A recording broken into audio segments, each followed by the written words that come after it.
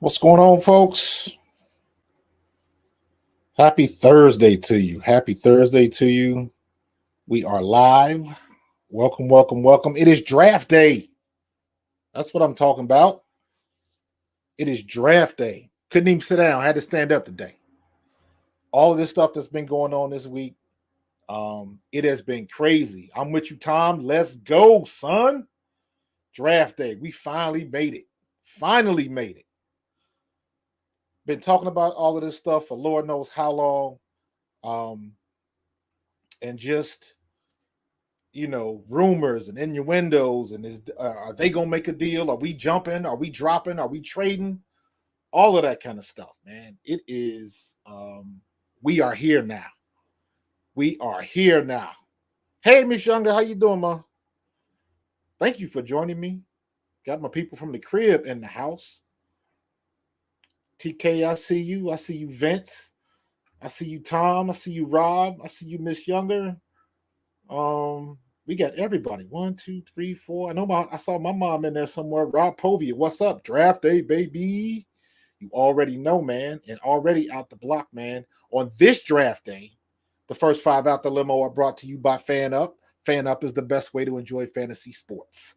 Daily NBA and MLB contests and more. Win great prizes. Sign up today.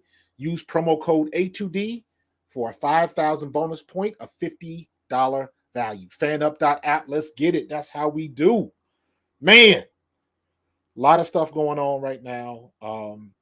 Right before we got live, right before we went live, bam, Lamar Jackson gets paid.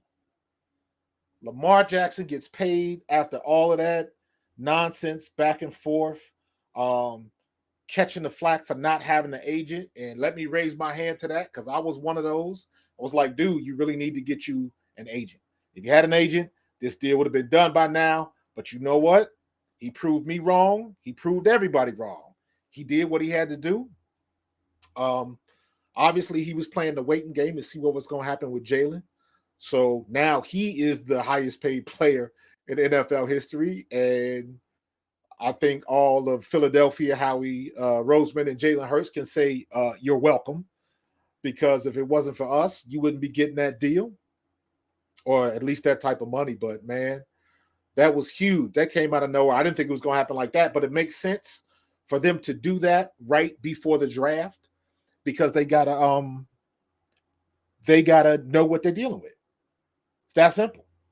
You about to sign these picks. I think, let me see. The Ravens pick 22. So that's a pretty decent spot. I know there's going to be some wheeling and dealing. And it's going to be just crazy in about an hour or so. So I'm going to stay on the air till 8. And then everybody, if you want to continue, stay on A2D radio and we'll be doing like live reviews and responses and reactions to the draft picks. I'll definitely be on there probably until the Eagles take their pick at number 10. So we'll see. Got a lot of drafts. Hey, what's going on, Chris? See my grandson in the building. I'm thinking that the Eagles are going to stick with that number 10 pick. I've been hearing rumors that Howie's going to go up to number 10. Or I'm sorry, he's going to trade up from number 10 and possibly try to get up there to get Jalen Carter. I don't know if that's going to happen, but we'll see. But I think the keystone to this draft today, without question, it's got to be Houston. It's got to be the Texans. If anybody, I was talking to a lot of people, a lot of Texans fans this week, and just their thoughts are all over the place. I told you guys my thoughts. I didn't understand why they were kind of down on drafting a quarterback. You would have figured C.J. Stroud is where they need to be. Miles Davis or Davis Mills. He's not cutting it as their quarterback. I mean, it's hard to even remember that kid's name, as bad as that sounds. But then if you would follow my post this week, it dawned on me that C.J. Stroud and Deshaun Watson have the same agent. So in my mind, they don't even want to deal with that no more. They don't want no parts of that. And I can't really blame them after everything that happened. We always think about the court case and everything that happened with that. But he was out of football for a year, over a year. So they just probably didn't even want to deal with that headache. I've been hearing Paris Johnson is the hot name for the Eagles right now. I wouldn't mind seeing Paris Johnson, but I don't think he's going to drop to us, Vince. I don't think he's going to be there. I could see the Cardinals taking him. Everybody else, nope. Possibly. No, Chicago. I could see the Cardinals taking Paris Johnson, possibly Chicago. I think Atlanta. If Bijan Robinson is still available, I think he's going to go to Atlanta, unless Atlanta opts to take Stroud. I don't know. So that's going to be interesting to see what happens with that. So a lot of stuff can happen. Chris, I'm with you, man. I don't think it doesn't have to be Robinson, because my logic is we still don't have an offense for Robinson. I think Robinson would be deadly in this offense, but what gives you confidence that Howie's going to take a running back? He's never taken a running back like that before. So I don't really see that happening. I don't see that happening. Pete, what's going on, brother?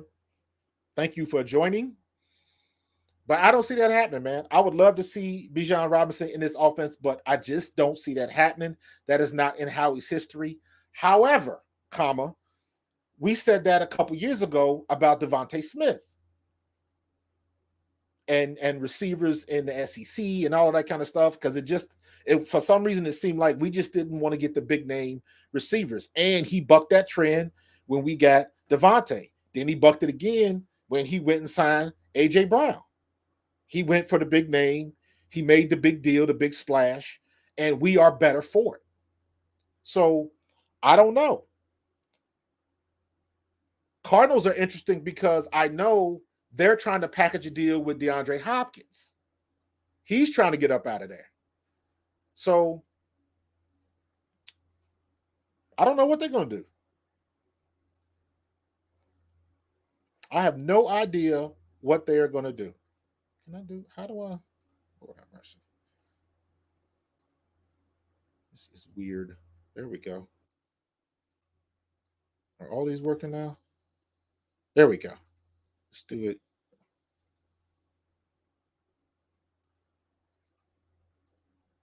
And all of these. Okay, this is weird. Anyways, Cardinals are probably packaging a deal for DeAndre Hopkins. It's all about who is going to get up there and make the deal. Joe Silva, what's going on, brother?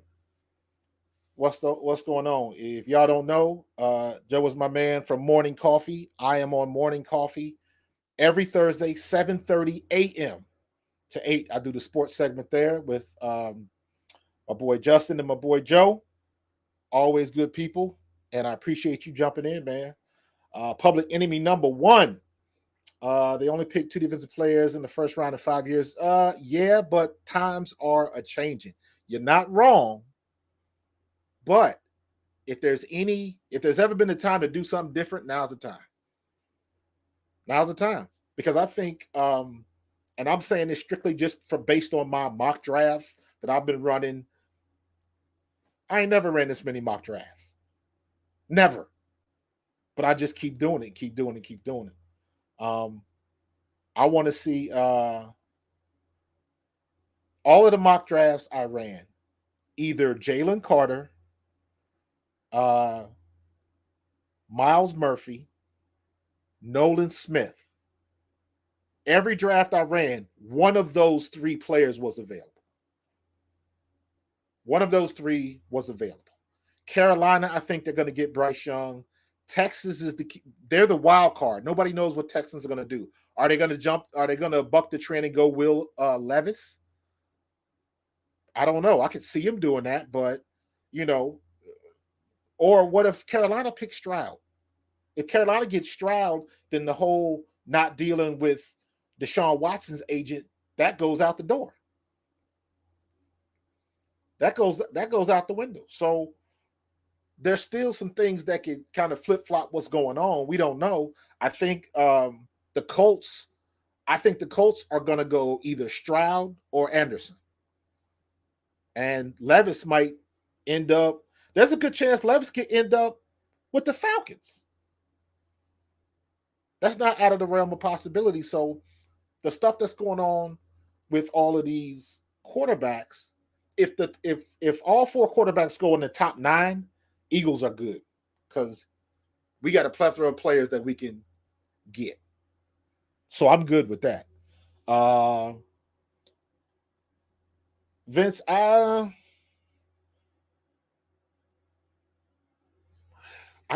can't argue with you, but I guess the question is who's running the show down in Texas, in Houston? Who's running the show? D'Amico's not scouting. So I want to know what it looks like on their big board. Who's the number one player? Is it a quarterback? Is it a D? Because I know he had that comment about you can't have your number one pick coming in trying to save the organization. I get all of that. That has nothing to do with the fact that you need a quarterback.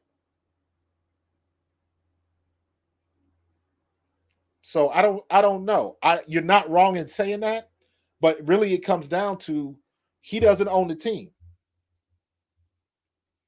So the guys that are signing the checks, they got the final say.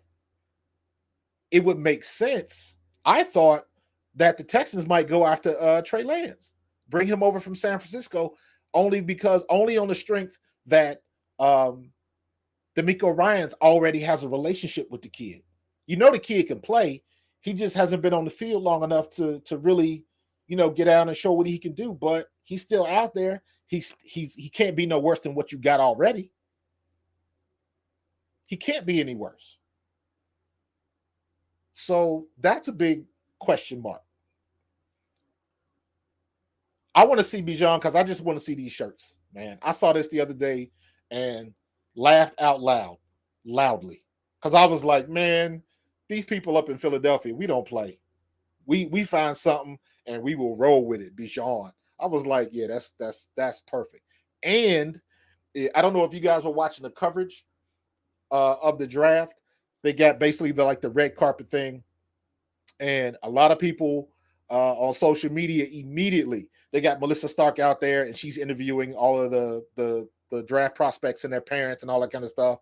And everybody took notice that when Bijan Robinson stepped up, his mom was wearing a emerald green dress. It was definitely Eagles green outfit. I think the dad had on like a black suit, but everybody picked it out like with the quickness. So everybody got kind of hyped on that. And it's amazing that a lot of people are picking the Eagles to get Bijan. If you know the history of what Howie Roseman does, I can't see it happen. Can't see it happen. So it'll be interesting. I mean, if we end up getting him, I think we're going to blow the roof off this joint. So it'll be funny. I still got my phone on. I got it on Ian Rappaport just in case we get any breaking news. Because right when I was about to go on, I saw the stuff about Lamar. So there's probably going to be some more breaking news coming through while this stuff is going on. So it should be pretty crazy. It should be pretty crazy. I hope we can get him. I think he'll be a difference maker. You guys know my gripe with our offense. I'm an old school running back, even though my kind of RB, we're going extinct. But he comes from a shotgun offense. So he's used to running the ball left to right. So he's effective doing that. He can change direction, accelerate, change direction, and accelerate again. So his skill set fits our style of offense very, very, very nicely. Ryan Swope, what's going on, brother? Thank you for joining us. So, if anybody was to join, get put in our offense, he is somebody that's going to have an immediate effect. Here's the problem. Let me take these things off because it's burning up. Here's the problem with Bijan. As a number one pick, we can't be giving him the ball 4 times and a half, twice and a half. We can't run that same program like we did with Miles Sanders. We shouldn't have ran it with Miles. We cannot do that. If we got to pick that high, we must use him or it was wasted. So even from that standpoint, and again, this keeps falling back on, nobody knows what Brian Johnson is going to do. He's not going to retool this whole offense. That would be stupid. We had the top offense in the league. Why are you going to change it? Now, you can tweak some things, but you're not going to change it too much. Everybody and their mama knew what we was going to run, and they still couldn't stop it. You don't change that. As a matter of fact, you see a lot of teams kind of reconfiguring what they're doing, and they're going to try to run the same thing. Whoever chooses Richardson, watch what they run. Guarantee you they'll be running RPOs. Because Jalen Hurts done showed the blueprint on how to actually run it and be successful, regardless of how fast your defense is. Regardless of that. Everybody raised all that cane about what we weren't going to do against the Cowboys because they had so much speed on defense. DeMarcus Ware and what's his name? The end. Why am I blanking? But you know what I'm talking about. And that dude didn't do a damn thing until Lane Johnson got hurt. So I don't worry about that. Jalen Carter, that's a tough one. I do not see him falling to us unless Howie goes up to get him. The reason why I say it like that is because I always remember the story that Joe Banner told about when we missed on Russell Wilson. We had Russell Wilson pegged, and the Eagles didn't go up to get him. They didn't trade up to get him, and they thought he was going to fall, and he didn't. And the Seahawks stole it. So that taught them a lesson, never to wait. So if that's their guy, I want to see them go get him.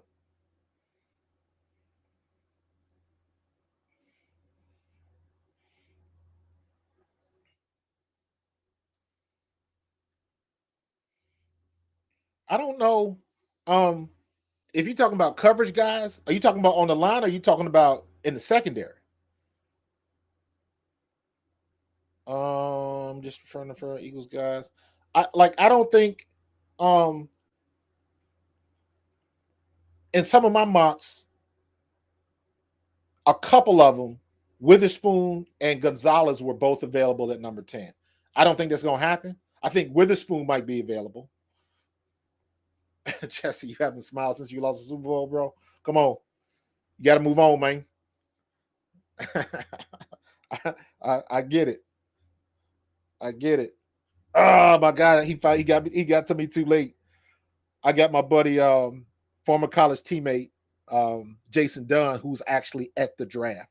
Jason Dunn played here in Philadelphia, and he played a lot of years in Kansas City, so he's actually at the NFL event at the draft. And I asked him to send me some pictures from the event, and I was going to put them in my slideshow, but he sent them too late. These are pretty cool though. But yeah, I don't know if the Eagles want Jalen Carter, I want to see how we go get Jalen Carter. Now, the funny thing is, I've been hearing all of these stories, social media stuff about all of his red flags. And I'm like, what the hell red flags are y'all talking about? What are y'all talking about?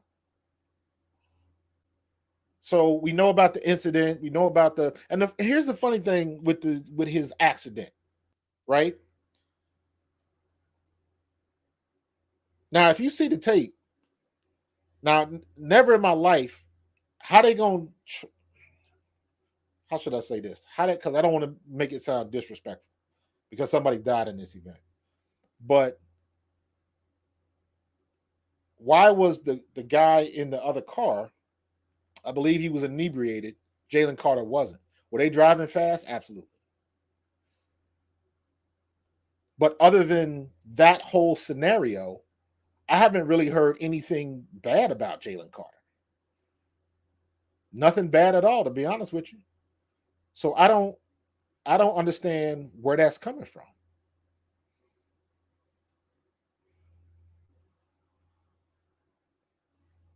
And I've seen that a few times.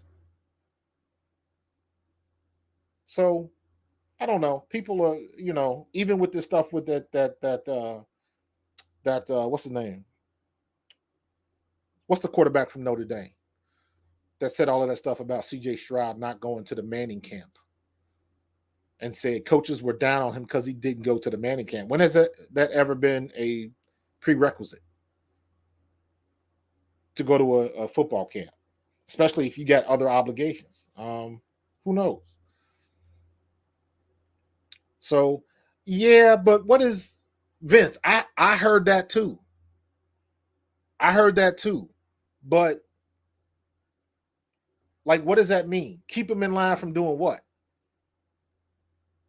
Everybody, when I was in college, everybody's got a story. You got that one friend that gets kind of wild. And is there some stuff down there that didn't get out in the public?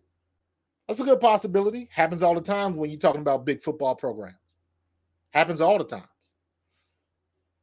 So I don't know what red flags mean. You got to be nowadays. You got to be more specific. Well, the sad part is nowadays you don't have to be specific because if you just mention something like that, people run with it. Brady Quinn mentioned him not going, CJ Stroud not going to the Manning camp, and he tried to backtrack by saying what he said wasn't that bad, and he basically praised him, and he did. But if you listen to the conversation, he led off with that. That wasn't like in the back of the conversation and just kind of just threw it in there and kept it moving. He led with that. So there was a point in him saying that first. That's why it sounded so bad. And that's why people had a reaction. He can say that it wasn't meant to be that anyways, but sometimes it ain't what you say, is how you say it. And he was a victim of that. And he knew that. Don't nobody care if he went to a passing camp. Did you watch the tape? Did you watch the tape? If you watch the tape, what the hell does it matter if he went to a Manning passing camp? So now, because it's funny how that happens. If you are somebody that not a lot of height, didn't go to a big school, there's just not a lot of eyes on you. You can be the best player in the world. If you go to a Manning camp or a combine or a pro day and you blow it out the water, it becomes a butt. Yeah, he had a great pro day, but he played in a small conference, small school, not really good talent, mid-major. He didn't go against good competition.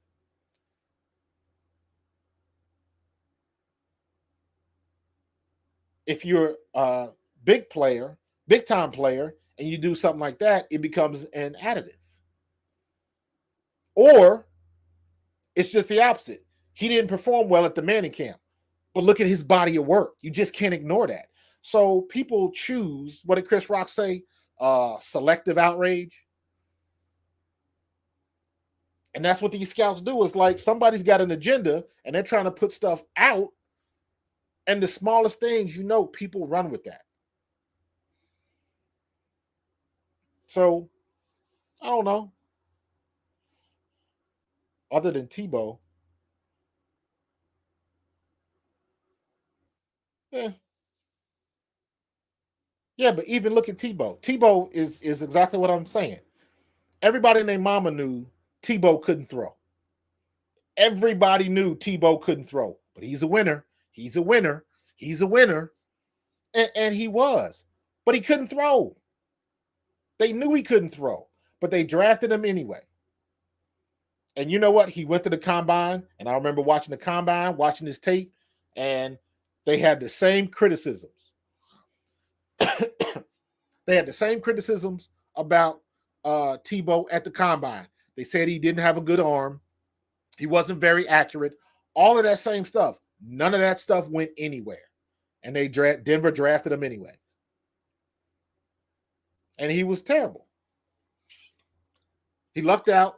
They would have been better off if they would have tried to run RPOs with Tebow, but the NFL wasn't ready for that yet.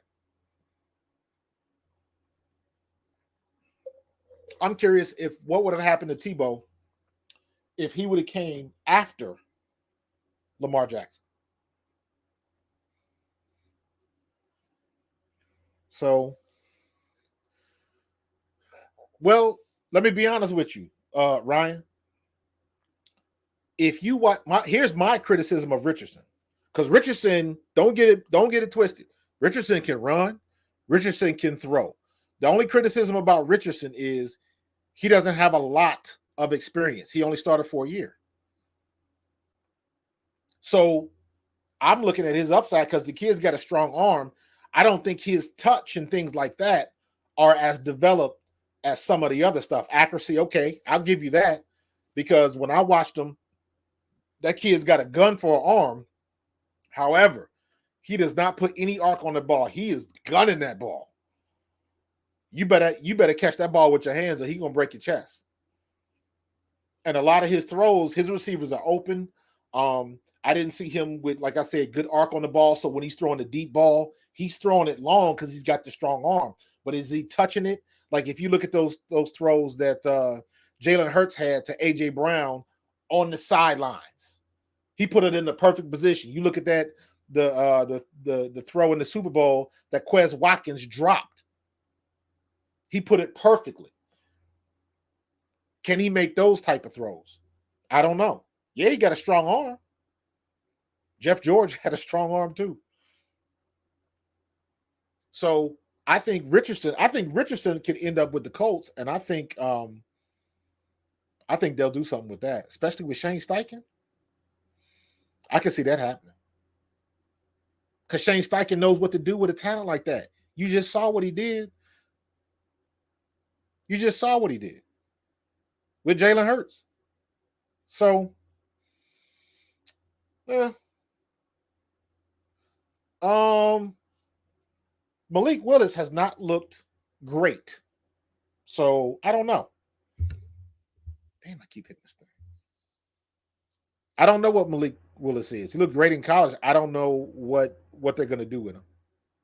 So, but that's the one thing that I'm so glad Jalen did. Jalen put everybody on notice. Like, yo, you go ahead and stop the run if you want to. I got something for you. And that's what these guys have to do. If you can run, you got to be a true dual threat. You have got to be able to throw the ball. Jalen watched the tape of that Tampa Bay playoff game when they said that he couldn't read defenses and he was struggling and he was getting rid of the ball late.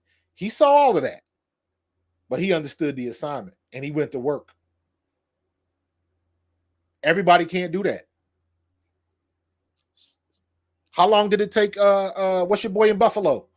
Josh Allen. How long did it take him to get it together? His second year, Buffalo wanted to get rid of him. They were crazy hard on Josh Allen in Buffalo.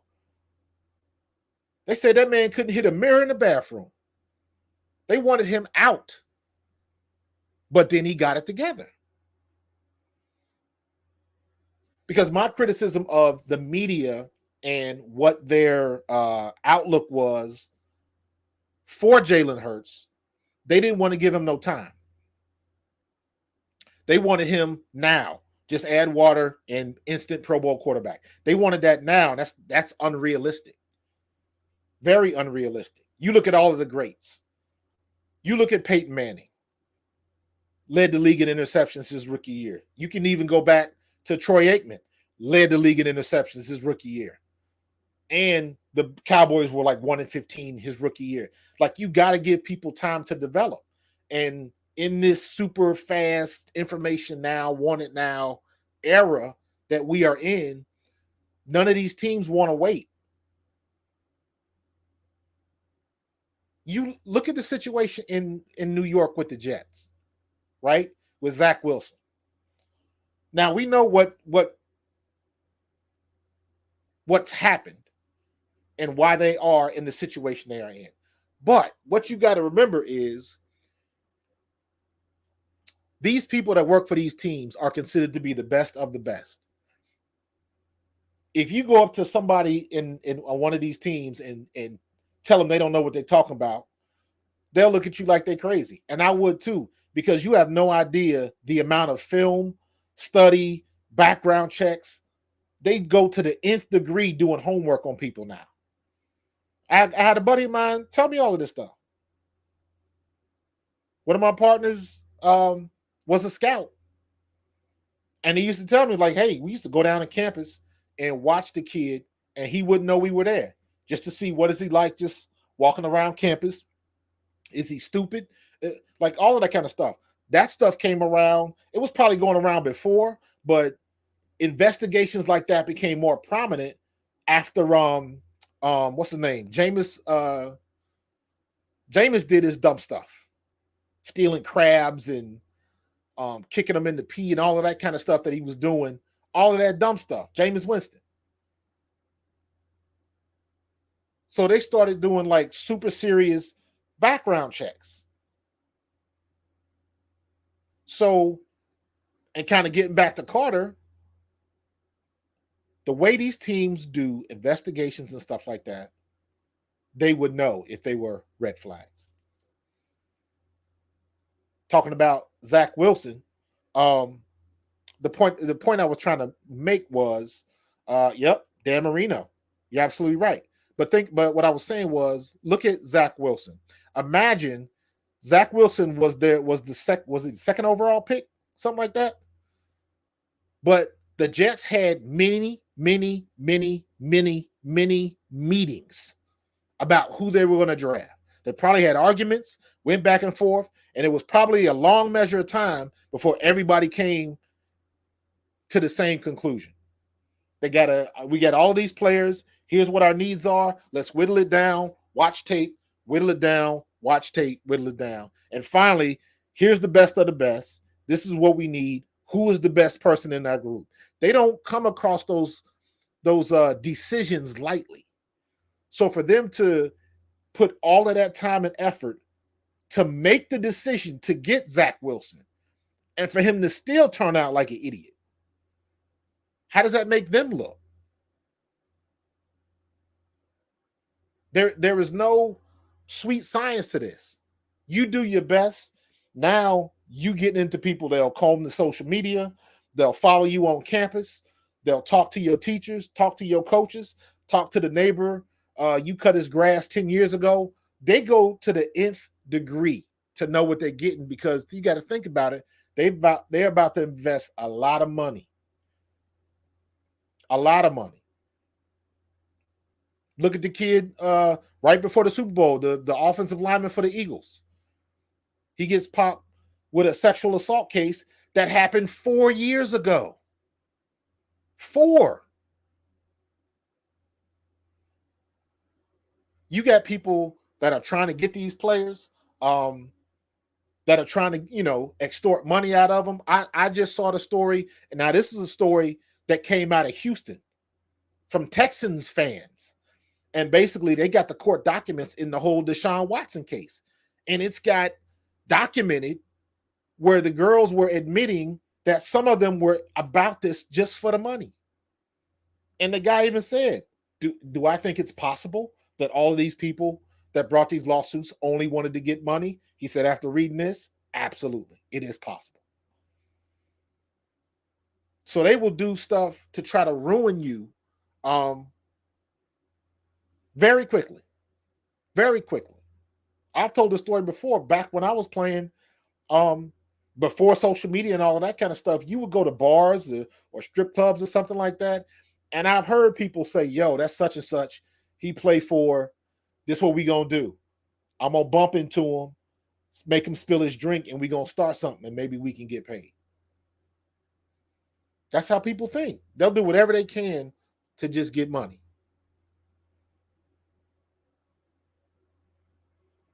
So when you go back and you look at what happened to Nakobe Dean, why did Nakobe Dean fall?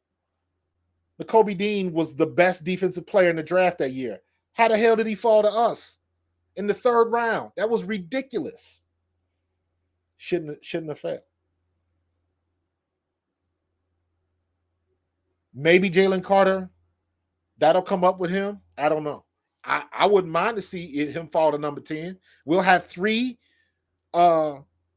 players from that national championship team on our squad. And I said this earlier. Frank, what's going on, brother? I said this earlier this morning on Morning Coffee. Most people don't understand how much of a help it is when you join a team and you've got somebody that you recognize. There's levels to it, right? If you go to a team and you have a former teammate on your team, that is excellent because he can help you out. He knows the ins and outs, where you're supposed to be. He knows what coaches want you there 5 minutes early, 10 minutes early. He knows what coaches will make you stay late. He can tell you, as simple, as funny as it sounds, he can tell you, okay, we got a day off. Don't go to that bar. We going over here because they cause trouble over there. Like different things that you wouldn't even think of. But having somebody on your team you can align with and you're comfortable with and that you have a relationship with is huge. And he got 3 of them. So this would be a perfect place for Jalen Carter, especially in Philly. You definitely want a guy in Philly. Ryan, I think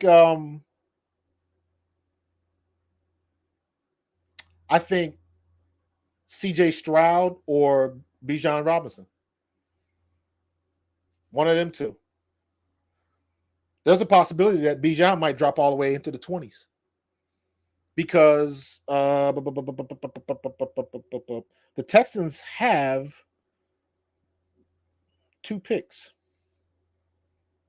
I thought they had 2 picks. Did they trade one? Somebody's going to trade back up. Somebody's going to have 2 picks in the first round and go back and get him if he doesn't go in the top 10. So I think it'll be either Stroud or Bijan Robinson that slips. And with everybody going quarterback crazy, unless Texans do something crazy. And not for nothing, I ain't heard nothing from Jerry Jones. And that makes me nervous. Because Jerry Jones ain't never quiet going into a draft. So I look for the Cowboys to try to make a deal and maybe get up to get Bijan or something like that. Because I think if Bijan falls past 10, I can see the Cowboys trying to move up to get him. Keep him in the state. That's right up Jerry's alley. And Zeke is out of there too. Pollard is hurt. That's the perfect situation. So that's not out of the realm of possibility. So it's a lot of things that can happen, man. A lot.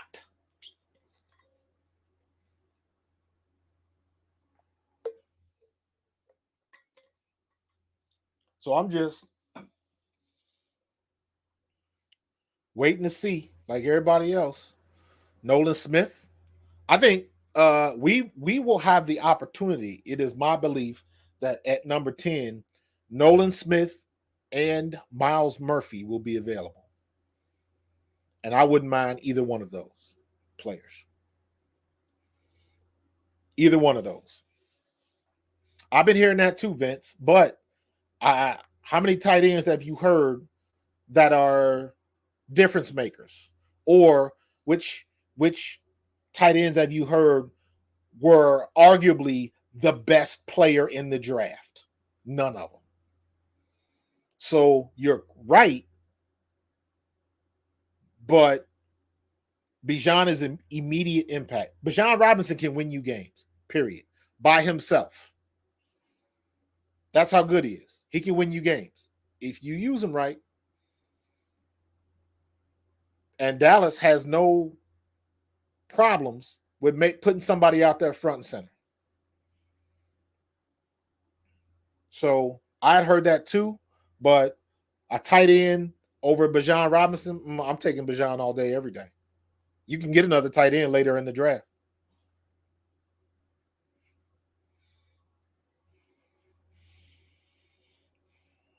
I think the only person that the Eagles would trade up for is Jalen Carter, not Tyree Wilson. Although I wouldn't mind Tyree Wilson. Tyree Wilson, Myles Murphy, what's the kid from Pittsburgh? Kalijah Cansey. And whom am I missing? And Nolan Smith. If we can get one of those four, I am good. I'm good. Because most of the heat we're going to have is going to come from our defensive line. And it is my opinion that Howie is trying to keep that rotation strong. Fletcher Cox is not going to have as many reps. Brandon Graham is not going to have as many reps. You don't know what you're going to get from Derek Barnett. So that leaves you with big man in the middle with Jordan Davis, Milton, Hassan, BG, and Fletch. And if we can add,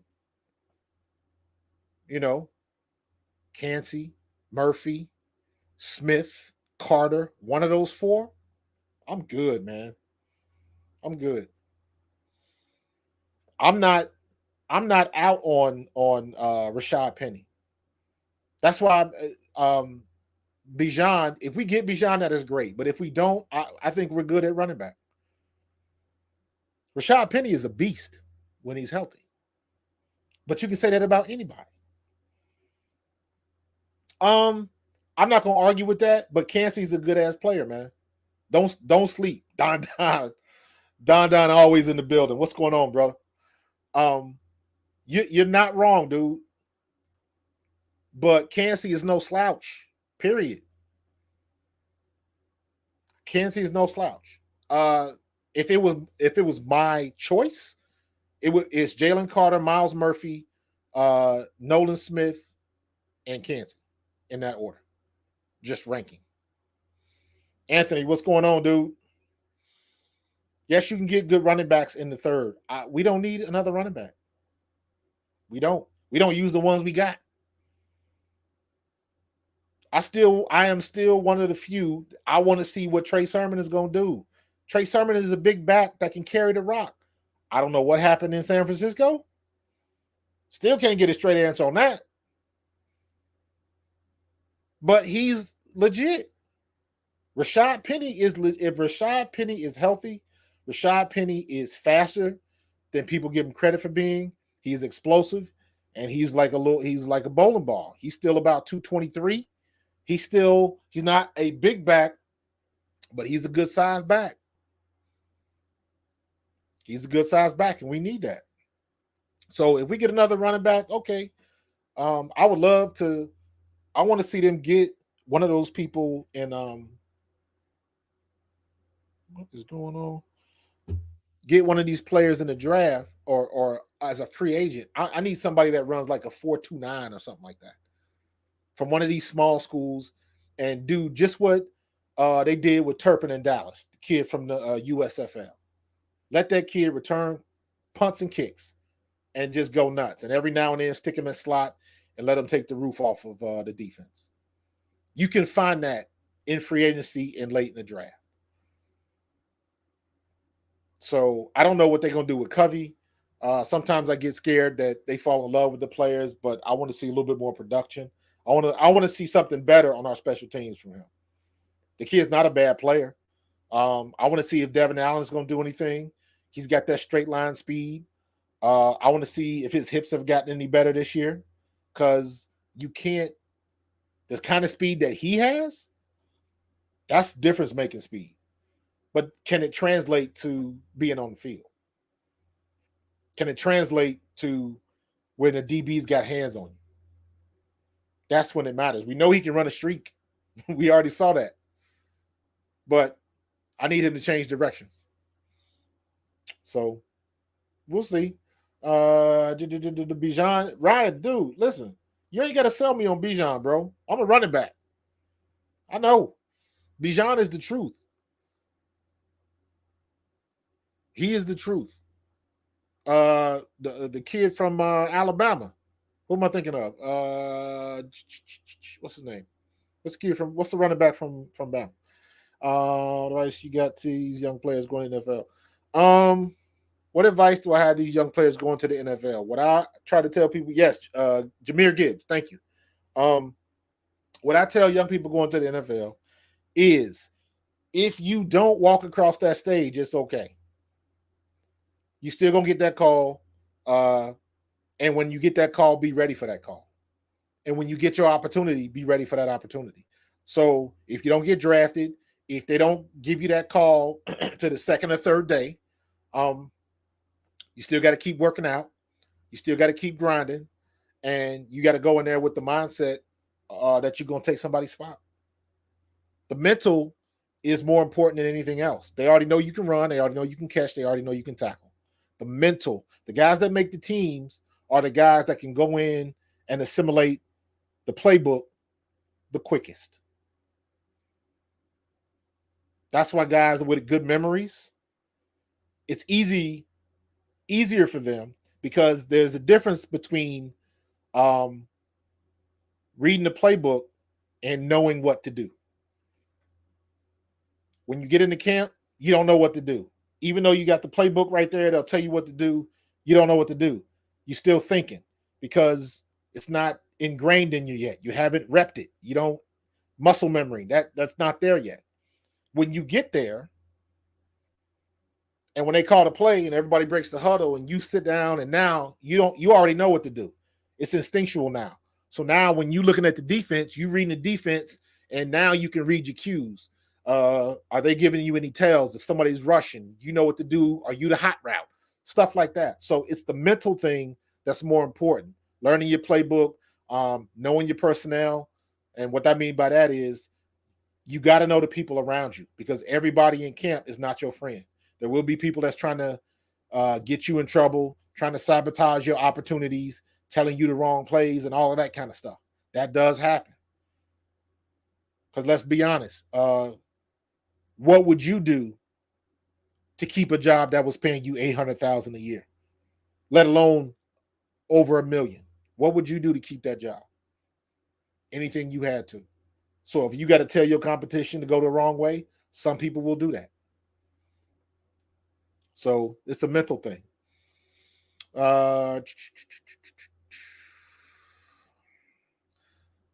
Anthony, I believe Darnell Wright was my pick for the Eagles draft, for the Eagles to draft him in the A2 polls.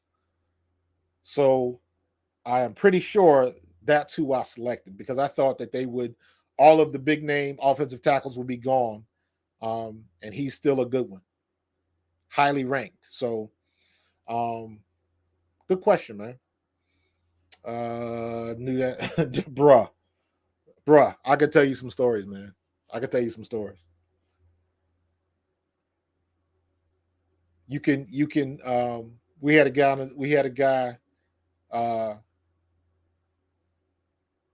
Tony Brooks from Notre Dame. He got drafted in 92 and got hurt. We came in 93. And when we came in, he never practiced. He was milking that injury because they can't cut you if you hurt. So he milked that knee injury or whatever it was as long as he could, and they had to pay him. And then they finally released him.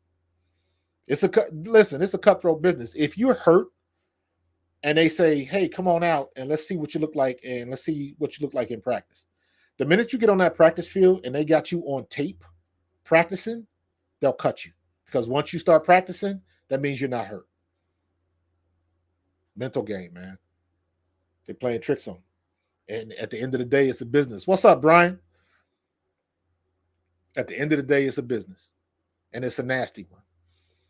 And I will tell anybody, when I made the Eagles on that Atlanta.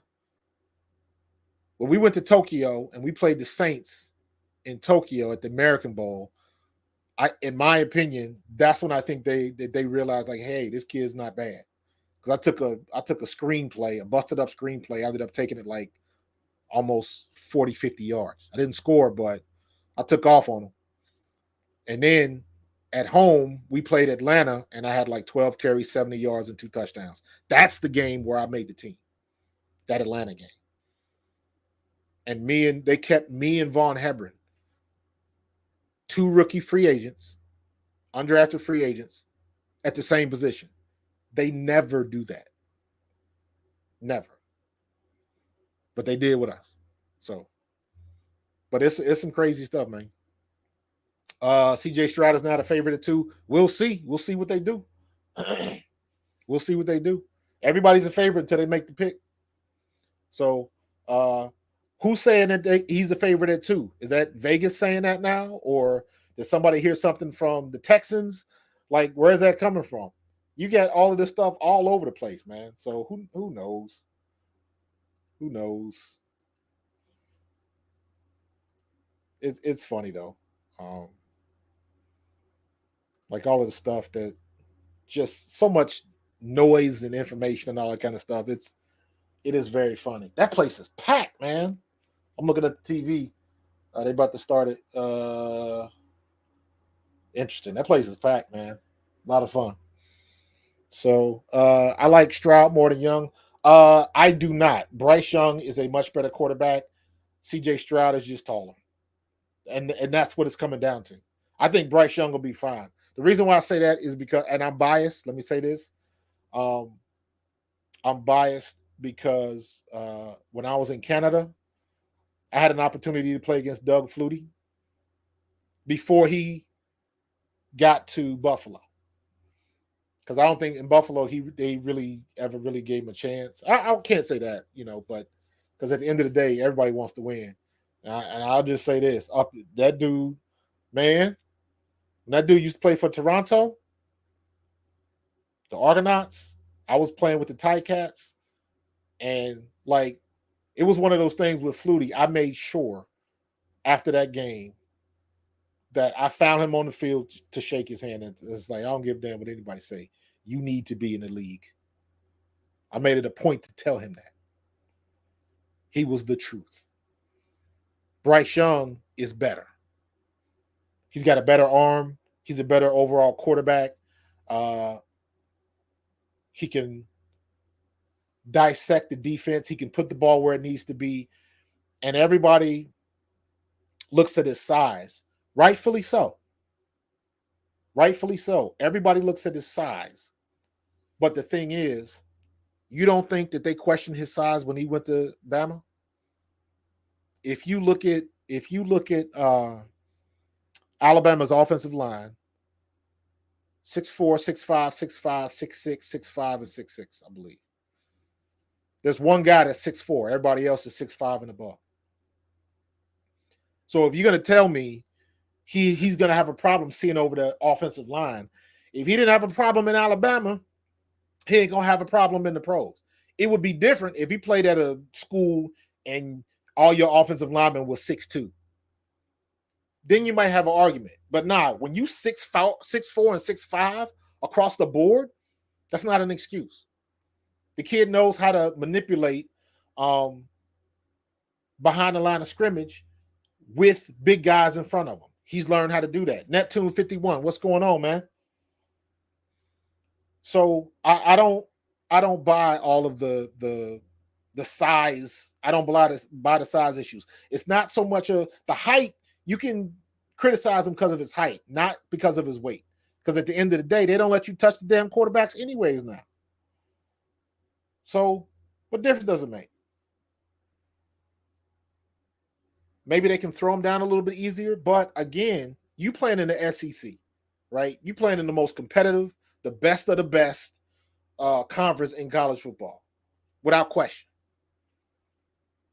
So if you can succeed there, you can succeed on the next level. The only difference is everybody is that much faster. Everybody's fast in the pros. Everybody.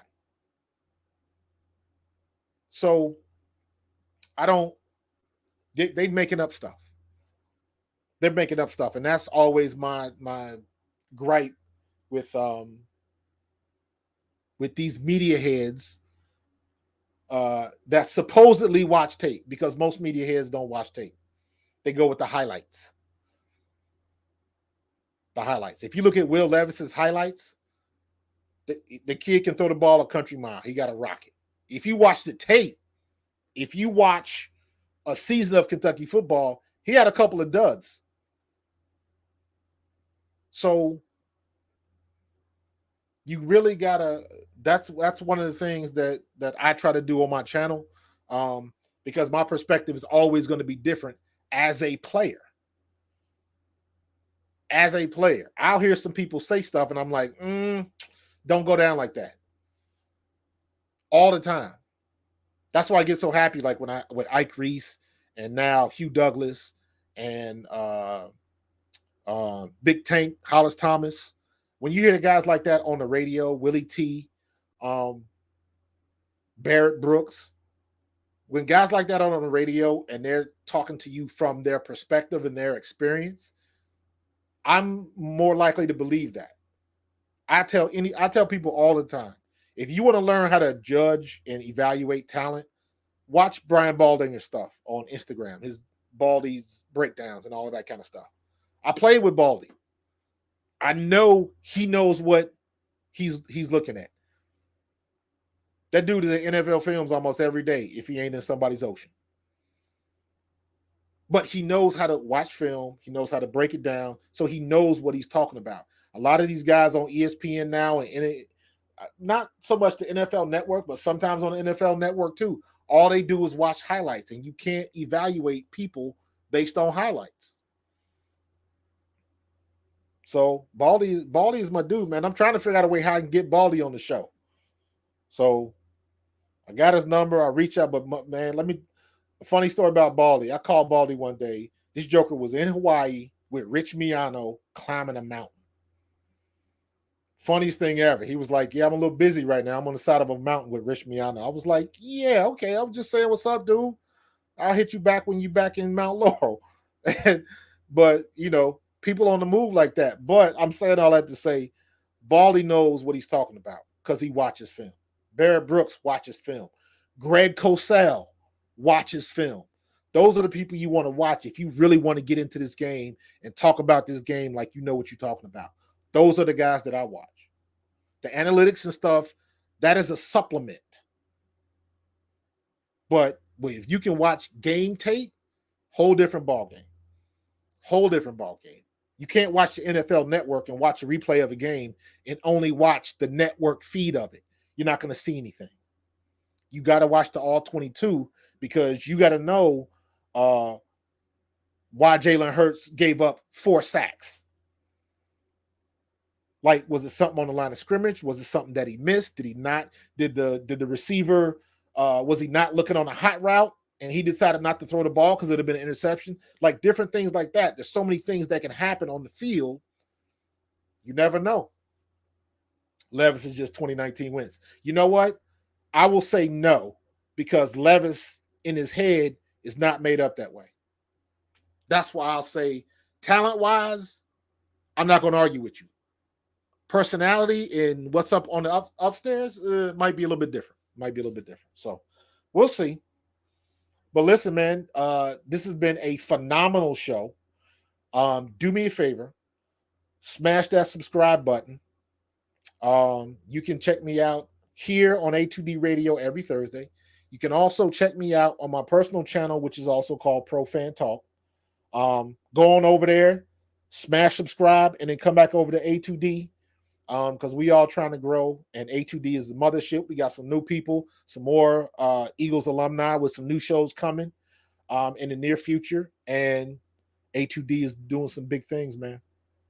So stay tuned, enjoy the draft, go Birds. Let's do it.